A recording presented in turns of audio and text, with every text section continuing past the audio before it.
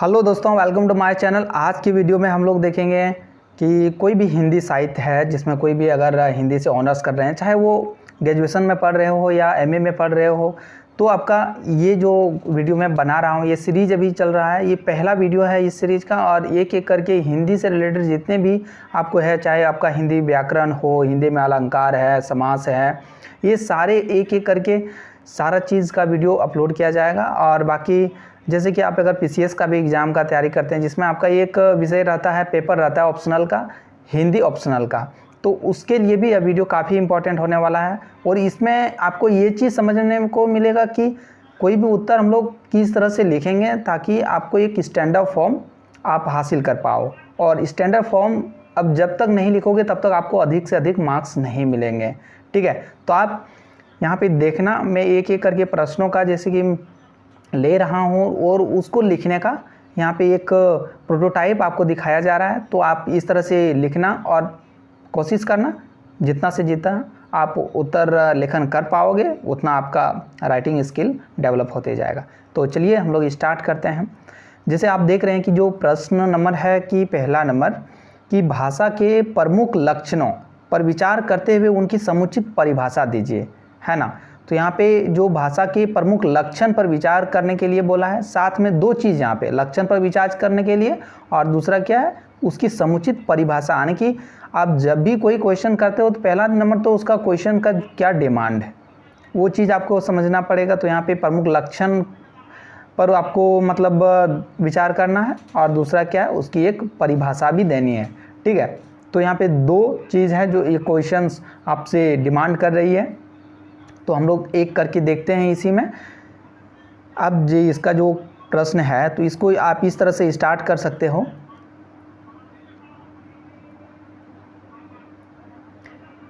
भाषा के प्रमुख लक्षण इस प्रकार है। ठीक है, क्योंकि यहाँ पे लक्षण के बारे में पहले पूछा गया है तो आप डायरेक्ट स्टार्ट कर सकते हो, क्योंकि एक स्टैंडर्ड फॉर्म में आपको इधर उधर की बातें अधिक नहीं लिखनी है, जस्ट आपको जो पूछा गया है बस उतना ही लिखनी है। तो आप यहाँ पे स्टार्ट कर सकते हो कि भाषा के प्रमुख लक्षण इस प्रकार हैं। तो क्या लिखोगे, पहला पॉइंट यहाँ पे दिया गया है। पहला पॉइंट, भाषा यादृच्छिक ध्वनि प्रतीकों की व्यवस्था है, जहाँ यादृच्छिकता का अर्थ है कि भाषा किसी तार्किक आधार पर विकसित नहीं होती, बल्कि समाज की इच्छा, सुविधा व स्वीकृति के माध्यम से तय होती है। इसका प्रमाण यह है कि एक ही वस्तु का नाम विभिन्न समाजों में व स्थानों पर भिन्न भिन्न हो जाती है। उदाहरण के स्वरूप में यहाँ दिया गया है। इसका मतलब क्या यहाँ पे बताया जा रहा है कि आप देख रहे हैं कि भाषा किसी से, ऐसा नहीं है कि भाषा जो है वो निश्चित हो गया, ये हर समाज में आप देखोगे कि कहीं ना कहीं थोड़ी सी अलग अलग जो है एक ही शब्द का मायने भी बदल जाता है समाज। तो यहाँ पे हम लोग यहाँ पे उदाहरण के रूप में जो दिए हैं उसमें आप समझ पाओगे कि कैसे इसका मीनिंग बदल जाता है। आप देख रहे हो कि यहाँ पे अगर संस्कृत में हम कुछ शब्द को लेंगे और कुछ हिंदी को, फिर उसी का अंग्रेजी में करेंगे, फिर रूसी में, फिर फ्रेंच में, फिर जर्मन में। आप देख रहे हो कि यहाँ पे आपको 6 लैंग्वेज दिया गया है। और 6 लैंग्वेज में जो आप यहाँ देखोगे कि एक ही शब्द को विभिन्न लैंग्वेज में किन किन नामों से पुकारा जाता है। तो देख रहे हैं कि संस्कृत में यहाँ पे स्वान जो होता है उसको हिंदी में हम लोग कुत्ता कहते हैं, है ना, और उसी को इंग्लिश में हम लोग डॉग कहते हैं, और रूसी भाषा में उसी को सबाका कहते हैं, और फ्रेंच में अगर कुत्ता को देखा जाए तो साया कहते हैं, और जर्मन भाषा में इसको हुंद कहते हैं। तो आप देख रहे हो किस तरह जो संस्कृत से स्वान का जो शब्द है कुत्ता, और इसका कितना 6 भाषाओं में 6 प्रकार से इसको बोला जाता है। उसी तरह आप अश्व जो देखोगे, घोड़ा, है ना, हिंदी में कहते हैं, और अंग्रेजी में हॉर्स कहते हैं, और रूसी में इसको लोसज कहते हैं, और जो फ्रेंच जो होता है उस भाषा में इसको सवाल कहते हैं। ठीक है, और जर्मन भाषा में इसको फैर्द कहते हैं। तो इस तरह से देख रहे हैं आप डिफरेंट। इसी तरह और भी अगर आपको पता है तो एग्जाम्पल दे सकते हो, बाकी 2 एग्जाम्पल काफ़ी हैं अब इस प्रश्न का उत्तर देने के लिए। अब जो आप देखेंगे कि भाषा, इसके अलावा क्या दूसरा पॉइंट में आप दोगे, दूसरा पॉइंट में दोगे कि भाषा अनुकरण ग्राह्यात्मक होती है। अर्थात क्या, यह कोई पैतृक संपत्ति की भांति नहीं है, अपितु यह अनुकरण से सीखी जाती है। मतलब आपको व्यवहार में लाना पड़ेगा, जिस तरह अभ्यास होता है ना, अभ्यास करके आपको सीखना पड़ेगा। भाषा पूरी तरह से समाज पर ही निर्भर होती है। तीसरा पॉइंट में आप लिखोगे कि भाषा पूरी तरह से समाज पर ही निर्भर होती है, अर्थात यदि समाज का पतन हो जाए तो भाषा भी लुप्त हो जाती है या लुप्त हो सकती है। जैसे सिंधु घाटी की भाषा, आज सिंधु घाटी की भाषा के बारे में हम लोग जानते हैं कि उनकी लापा भाव जो लिपि था भावचित्रात्मक, लेकिन उसमें कुछ भी अक्षर जो है मिला है और विद्वानों ने उसको आज तक नहीं पढ़ पाया, यानी कि वो आद्य भाषा की श्रेणी में उसको दर्जा दिया गया। अगर उसको पूरी तरह से तो भाषा अभी तक नहीं मिल पाया है। इसी तरह अगर सभ्यता का विनाश हो जाता है तो कई बार भाषा भी समाप्त हो जाती है। ठीक है। तीसरा जो है, चौथा पॉइंट में आप लिख सकते हो कि भाषा में सृजनात्मकता या उत्पादकता का गुण विद्यमान होता है, जो विविधता के कारण उत्पन्न होती है। शब्दों के स्थान को परिवर्तित करके वाक्य का अर्थ बदलने के गुण को ही विविधता कहते हैं। कहने का मतलब कोई भी भाषा जो होता है उसमें क्या होता है, सृजनात्मकता, क्योंकि कुछ भी सृजन करने की क्षमता होती है। तो यहाँ पे बताया भी गया कि विविधता जो है, विविधता, और ये ऐसा क्यों होता है, विविधता के कारण। और विविधता क्या है कि उसकी जो अर्थ जो है किसी भी मतलब परिवर्तित करके वाक्य का जो अर्थ बदलने के गुण होता है उसी को विविधता कहते हैं। ठीक है, स्थान। और जो इसका नेक्स्ट में आप दे सकते हैं पॉइंट में कि भाषा में परिवर्तनशीलता का भी गुण होता है, अर्थात भाषा स्थान समय के अनुसार बदल जाती है। किसी रचनाकार ने सती कहा है, तो यहाँ पे कोट कर सकते हो कि एक आदमी ने, किसी ने कहा भी है क्या, 4 कोस पर बदले पानी 8 कोस पर बाने। तो 4 कोस में जो है पानी बदल जाता है और जो 8 कोस में जाते जाते जो है बानी, मतलब लोगों की जो भाषा है वो सारी चीज़ें बदल जाती है। तो यहाँ चीज़ है। समयानुसार भाषा कठिन भाषा में से सरल भाषा की ओर आगे बढ़ती है, जैसे संस्कृत से अपभ्रंश होते हुए हिंदी का उद्भव। तो इसका एक पॉइंट आप यहाँ और भी क्रिएट कर सकते हो चाहो तो। ठीक है, कि समयानुसार कठिन भाषा से जो है, कोई भी भाषा कठिन भाषा से सरल भाषा की ओर बढ़ती है, जैसे संस्कृत से अपभ्रंश होते हुए हिंदी का उद्भव। आप देख रहे हैं कि कितना सरल। उसके अलावा भी रीजनल लैंग्वेज आप देखते हो कि कितना रीजनल लैंग्वेज का भी उत्पत्ति हो गया। ठीक है। अब फिर नेक्स्ट जो आप देखेंगे कि भाषा की परिभाषा। अब एक पॉइंट जो हम लोगों ने देखा कि भाषा के जो भी गुण लक्षण बताया था उसका प्रमुख लक्षण हम लोगों ने कुछ पॉइंट वाइज दे दिया।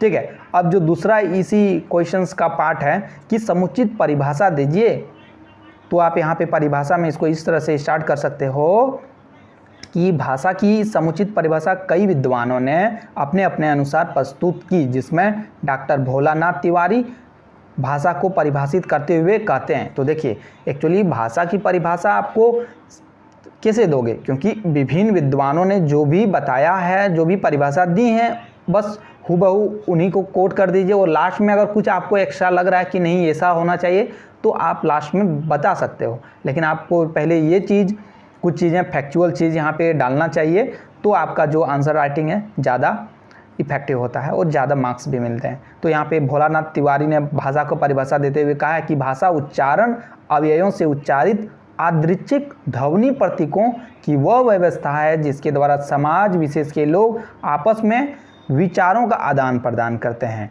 किसका? विचारों का आदान प्रदान करते हैं। अब एक जो विद्वान है यहाँ पे ब्लॉक और ट्रेगर जो है वो अंग्रेजी में वो मतलब लिखते हैं, तो उनका जो परिभाषा देख सकते हो कि अंग्रेजी में ही परिभाषा दी है, हालांकि हिंदी में भी इसका परिभाषा ट्रांसलेट किया गया है, तो आप देख सकते हो।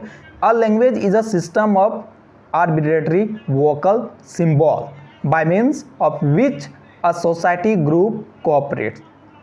मतलब क्या है, तो यहाँ पे हिंदी में आप देख पा रहे हो कि भाषा यादृच्छिक ध्वनि प्रतीकों की एक व्यवस्था है।